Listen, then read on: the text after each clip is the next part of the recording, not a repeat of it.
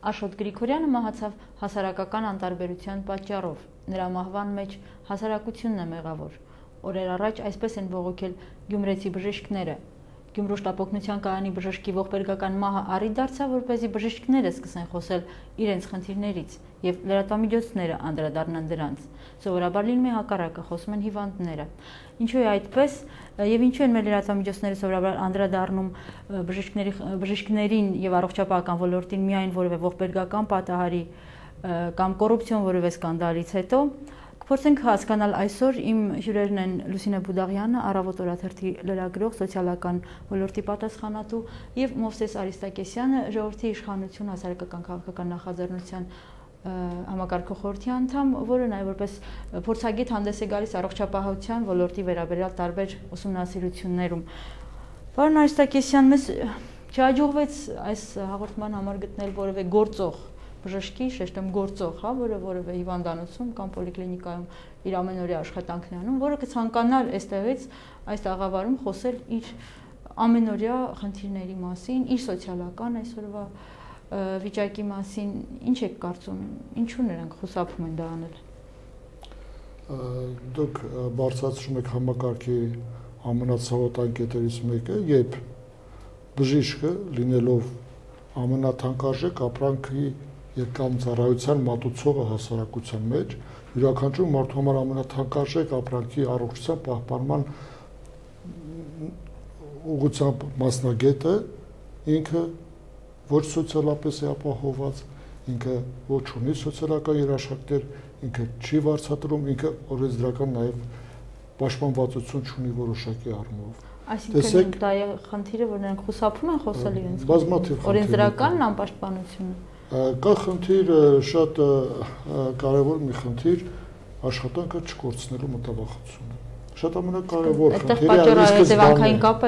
Ի սկզբանե հիշեք, տեսեք, մենք ունենք մի շարք առողջապահական առաջատար կազմակերպություններ, որոնք սեփականաշնորհվեցին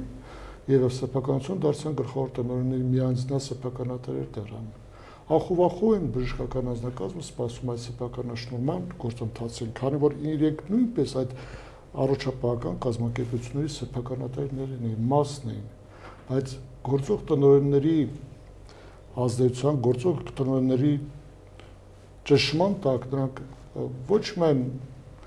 չվերցրեցին իրենց մասը սեփականաշնորհող կազմակերպությունից, որտեղ վախենում են հաջորդ օրը դառնալ գործազուրկ։ Իսկ յուրաքանչյուր մարդու համար, այդ թվում բժշկի համար դառնալ գործազուրկ, դա նշանակում է կորցնել որակները, կորցնել մասնագիտական որակները եւ պատշաճ օգնություն ծառայելու մատուցելու հնարավորությունը։ Եվ կորցնել մինիմալ կենցաղային երևի ծախսերը հոգալու։ Իսկ հիմա մինիմալ կենցաղային կարիքների համար, տեսեք, ինչպես նախկինում էր, այնպես էլ հիմա մեր համակարգում առողջապահության աշխատողները, սոցիալական ծառայողների աշխատողների հետ ամենացածր վարձատրվող աշխատավորներն են զբաղվածներ են։ Շատ բարձ հասարակ տվյալներ։ Միջին աշխատավարձը 2010 թվականին 108,000 դրամ աշխատավարձի դեպքում ողջ տնտեսության մեջ, առողջապահության եւ սոցիալական աշխատողների միջին աշխատավարձը կազմել է 57,000 դրամ։ Այսինքն կեսը։ Այսինքն կեսը։ Բայց տեսեք ինչպեսի մի թիվ դրա հետ մենք համեմատենք։ Նույն պետական պաշտոնական վիճակագրական տվյալներով յուրաքանչյուր մեկ մարդու պարենային զամբյուղը 2010 թվականի տարեվերջին նվազագույն զամբյուղը, որ պետք է սնվի, ստանա 2400 կիլոկալորիա եւ սկսի աշխատել եւ մատուցել թանկարժեք առողջապահական ծառայություն, գնահատվել էր 28000 դրամ, այսօր 37400 դրամ։ Դրա հիման վրա նաեւ նրա սպառողական նվազագույն զամբյուղը անցյալ տարի կազմում էր 43000 դրամ, այսօր 70000 դրամ։ Հիմա տեսեք այդ պարագայում այս տարի միջին աշխատավարձը պետական բյուջեում 70000 դրամ։ Բժիշկը ամբողջ օր աշխատելով, մատուցելով շատ պարտավորված լինելով մատուցելով որակյալ առողջապահական ծառայություն, որտեղ դա կյանքի խնդիր է յուրաքանչյուր պատասխանատվություն։ Ինքը պաշտոնապես վարձատրվում է ընդամենը այս 2011 թվականի տվյալներով 87000 դրամ, իսկ հիվանդանոցային բժիշկների ավելի ցածր 71000 դրամ։ Այս պարագայում ինքը ինչպես պետք է վարվի։ Ինքը մտածած է մի պարադոքսի մեջ, որ երթվելով ընդունելով Հիպոկրատի երթումը, պարտավոր է, ինչպես մեր նյութի, այսպես ասած, դժբախտ հետևանքով հերոսը, պարտավոր է ցուցաբերել բժշկական օգնություն եւ փրկել մարդու կյանքը, բայց դրա դիմաց ինքը արժանանում է ծեծի եւ մահվան արդյունքով։ Իհարկե դրվագների տարբեր են, բայց հետո շատ լավ, լուսնի, քանի որ մենք չկարողացանք, հա, գուցե մենք լավ չփնտրեցինք, բայց ամեն դեպքում չկարողացանք բժիշկներին հրավիրել մեր տաղավար եւ ես կուզեի ուղղակի մեջբերել գյումրեցի բժիշկների խոսքը, որը վերջերս տպագրել էր News AM-ը։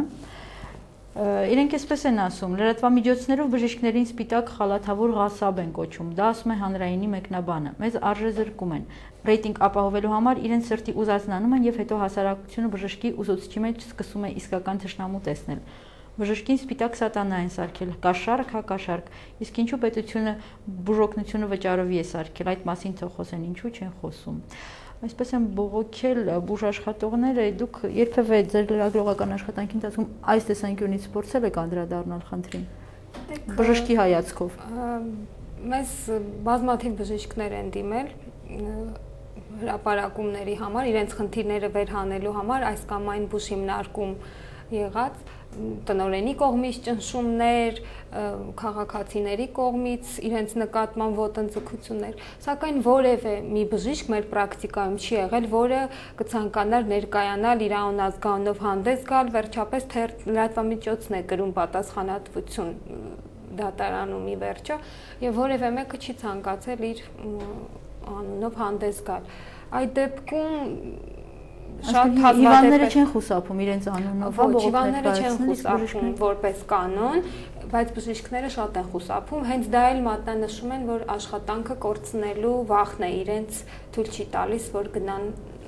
աղբյուրը նշելու։ Այսինքն, իսկ եղել է որ թեկուս անանուն, բայց դուք անդրադառնաք այդ խնդիրներին։ Դա երբ որ արդեն լրատվամիջոցը ձեռք է բերել բոլոր փաստերը, փաստաթղթերով հիմնավորված է եղել դա եւ աղբյուրին վտանգ չի սպառնացել, այո, եղել է որ հրապարակել ենք։ Բայց դա դեզնից փաստեն ավելի շատ հա աշխատանք է պահանջում։ Մեծ խմբի շահեր է եղել եւ հնարավոր չի եղել բարձել ով է կոնկրետ լրատվության աղբյուրը։ Այո, այդ դեպքում կոլեկտիվի ասենք, հա։ Այո, կոլեկտիվի շահ է եղել եւ բուժհիմնարկի ղեկավարությունը չի կարողացել ի վերջո բարձի ով է կոնկրետ աղբյուրը։ Եվ իսկ մի ամբողջ կոլեկտիվ մեխանիզմներ են, այսինքն։ Այո, իսկ մի ամբողջ կոլեկտիվ չէր կարող հեռացնել աշխատանքից։ Հասկանալի, այսինքն ամեն դեպքում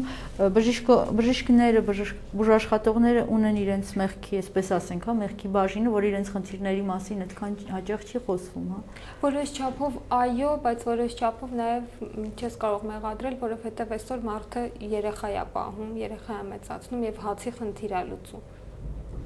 Բժիշկը աշխարհում հացի խնդիր է այսօր լուծում, թե կարող է իրեն թույլ տալ արդեն ավելի հեռուն գնացող նպատակներ ունենալ։ Այն աշխարհում, որին մենք ձգտում ենք, հա։ Ցավոք սրտի վերջին 20 տարիներում երբեմն իր հեղինակություն ունեցող բժիշկը, որ մենք շատերս ամենայն դեպս մեր սերունդի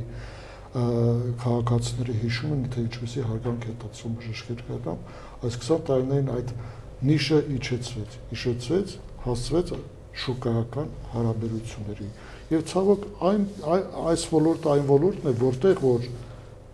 եւ առողջապահական կարիքի նկատմամբ պահանջարկը եւ առաջարկը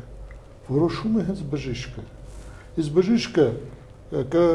այդ որոշումը կկայացնի ելնելով իր նյութական շահագրգռվածության տեսակետից չհաշվի առած նա մասնագիտական պատշաճ իմիջը հեղինակությունը պահպանելու խնդիր է։ Դա ինքը ունի, յուրաքանչյուր բժիշկ ունի, բայց միաժամանակ նա ունի խնդիր, թե ինչպես ինքը կպահպանի իր եւ իր ընտանիքի նյութական բարեկեցությունը։ Եթե իրան հնարավորություն են ձեռվել որոշել առաջարկը մատուցող ծառայությունը, ինքը անհարկի տարաբնույթ հետազոտությունների կուղարկի, չնայելով դիմացինի նյութական եւ ծանր վիճակին։ Ահա այստեղ է հենց առաջանում են անտագոնիզմը բժիշկ եւ հիվանդ, որը վերում են իր նեգատիվ երևույթերին, թե քաղաքացիների կողմից ընդդեմ բժշկի, թե բուժաշխատողի կողմից ընդդեմ քաղաքացու, որ նրա հետ վարում է ոչ թե Հիպոկրատի երթման հիման վրա, այլ ելնելով իր մոտիվացիայից, իր կյանքը բարելավելու համար։ Թշնամական մթնոլորտը։ ով է շահում, ուղղակի այսպեսի իներցիոն այդ մեխանիզմներ են գործի դրվել, արդեն առաջը չկա ոչ մի արգելապատներ, հա։ Դա պետական քաղաքականության արդյունք է։ Ցավոք սրտի, երկիրը կոչելով սոցիալական պետություն, երկիրը այդ թվում հատկապես առողջապահության ոլորտում քաղաքականություն իրականացնող անձինք բացարձակապես սոցիալական քաղաքականություն չեն իրականացնում։ Իսկ ինչ կարելի է սպասել առողջապահության նախարարությունից սոցիալական քաղաքականություն, երբ նրա նախարարը առնվազն 2 առողջապահական կազմակերպությունների սեփականատեր է, միանձնյա բուժաշխատողներին պահում է իր լծակի տակ, աշխատանքից ազատվելու վտանգի տակ, ավելին ինքը կարողանում է օգտագործելով պետական բյուջեով հատկացող միջոցների մեծ մասը հոսք դեպի իրեն հասանելի եւ իրեն հարազատ բուժ կազմակերպություններ։ Այդ դեպքում նույնը վերաբերում է նաեւ այլ մասնավոր կազմակերպությունների ղեկավարներին, որոնք տարբեր օրենսդիր եւ գործադիր պաշտոններ են ղեկավարում իշխանության հիերարխիայում։ Գիտեք, ես ուզում եմ վերադառնալ մեր ինչից որ մենք սկսեցինք հասարակության վերաբերմունքը բժիշկներին, գուցե այսքան սուրճ չէ, ինչքան արտահայտվել է Գյումրու բժշկի, հա, դեպքում, բայց ամեն դեպքում կա արդեն ձևավորված ինչ որ թշնամու չասենք, բայց ամեն դեպքում բացասական կերպար, որին շատ հաճախ հղում անելով թե հիվանդները, թե լրատվամիջոցները երբեմն մոռանում են, որ այդ կերպարի ետևում կան նաև բոլորովին ուրիշ բժիշկներ։ Դուք ինչ եք կարծում, լրատվամիջոցը ունի այստեղ մեղքի բաժին, թե դա էլի ինչ որ տենց իներցիոն, հա, գործընթացների արդյունքում այդպես ստացվել է, թե այդպես իրոք բոլոր լրատվամիջոցները միասին գուցե ենթագիտակցել, բայց մասնակցել են այդ բացասական արշավին։ Հենց հաղորդման սկզբում նշեցիք, որ միշտ միակողմանի է եղել, հենց դա է հանգեցրել այսօր սրան, որ միայն բարձրացվել են հիվանդների խնդիրները եւ հասարակության մեջ մի այսպիսի ժողովրդի լեզվով ասած մի այսպիսի բան կա, որ ասում են ոստիկանի եւ բժիշկի դռներից հեռու իրանց ձեռքը չընկնենք։ Այ հենց այդ բաների արդյունքում է ձևավորվել այդ շոկայական հարաբերությունները, հենց հասարակության անդամներ են եւ այդ հասարակության կարևորագույն բաղադրիչներ են իրանք երկուսն են։ Հենց այդ հասարակության անվտանգության, առողջության համար, բայց քանի որ ամեն ինչ միակողմանի է ներկայացվում, թեկուզ լրատվամիջոցներով, դա այստեղ լրատվամիջոցների մեղքը նվազագույնի է հասցված, որովհետև հենց բժիշկներն իրենց խնդիրների մասին չեն ցանկանում խոսել եւ ստացվում է, որ միայն վեր են հանվում հիվանդների խնդիրները։ Կամավոր, հա, ինքը վերցնի, որոշի որ դա իր համար կարևորություն ներկայացնող խնդիր է, որոշի անդրադառնալ։ Այո։ Դուք փորձել եք այդպիսի աշխատանք անել երբևէ ինքներդ։ Ասենք փորձեք ողջել, թե ինչպես այսօր ապրում, ասենք շարքային վիրաբույժ օրինակ, որ աշխատում է Երևանյան հիվանդանոցում, իր օրը ինչպես է կազմակերպում։ Այո, եղել է, որ այդպիսի ռեպորտաժներ են արել, հիմնականում մարզերին է առնչվել, որովհետև սահմանամերձ շրջանների բժիշկների խնդիրներն է վերհանվել, բայց նույնիսկ լավ ռեպորտաժներից են, լավ ուղղվածությամբ ռեպորտաժներից են խուսափում բժիշկները։ Իրենք մտածում են, եթե լրագրողը նյութ է սարքում, իրենք անպայման ինչ-որ խնդիր կունենան։ Հա, այսինքն այդ վախը միշտ լրագրողներից ունեն։ Հետաքրքիր է։ Պարոն Արիստակեսյան, ուր է գնում մեր առողջապահական համակարգը։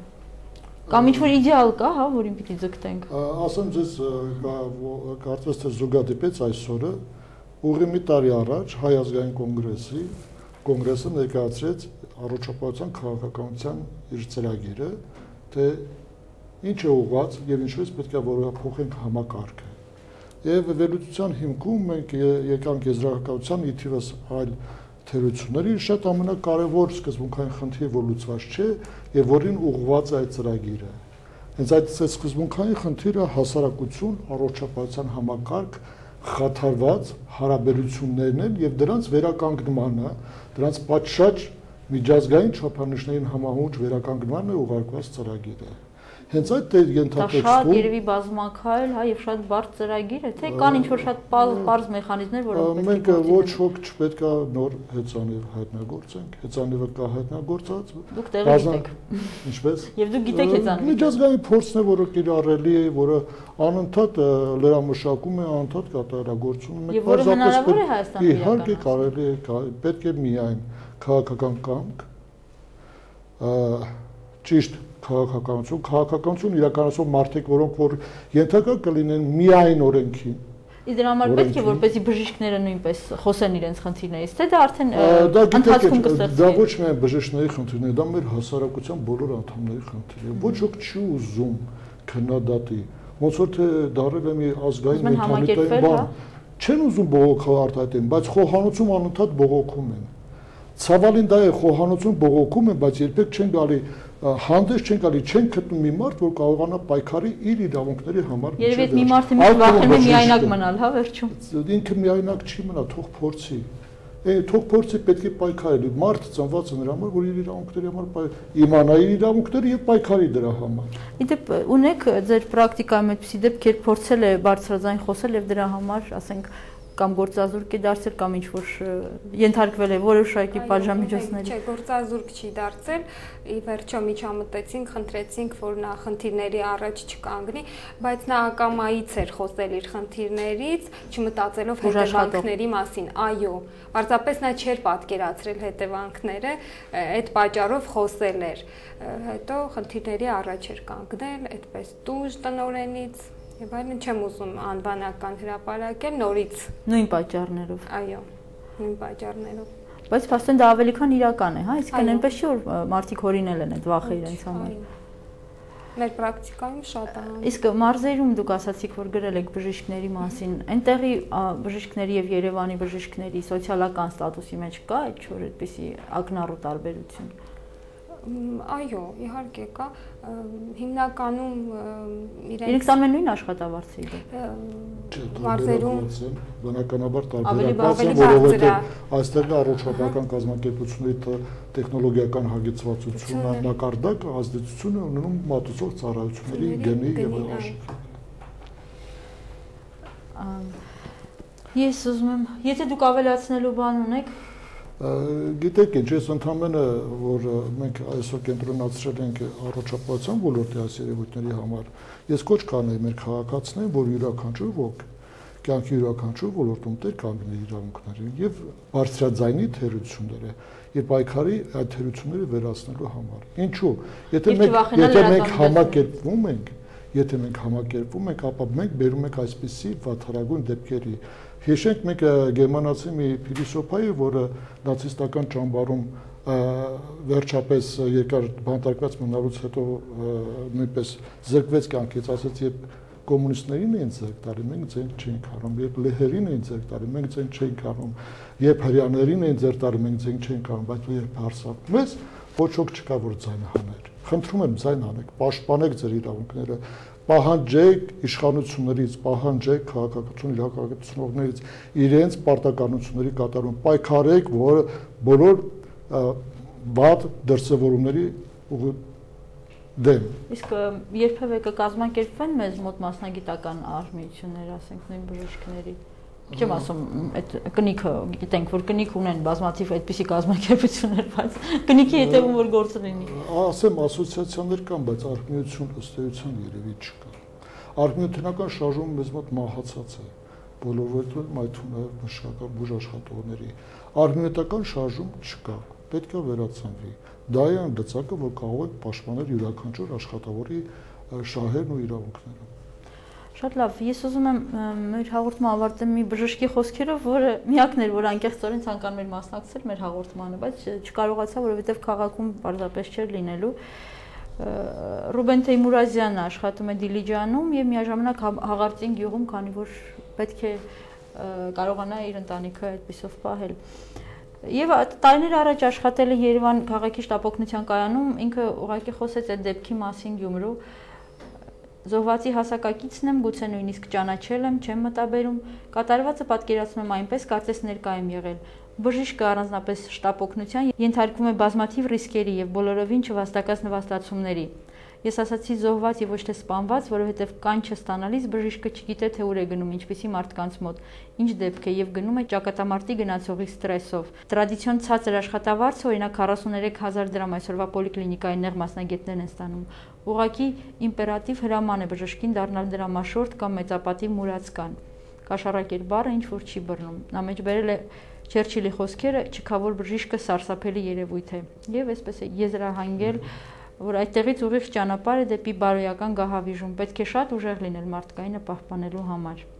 Մինչդեռ պետք է բոլորից ավելի մարդկային լինել։ Իսկ մենք կհանդիպենք արդեն մեկ շաբաթից։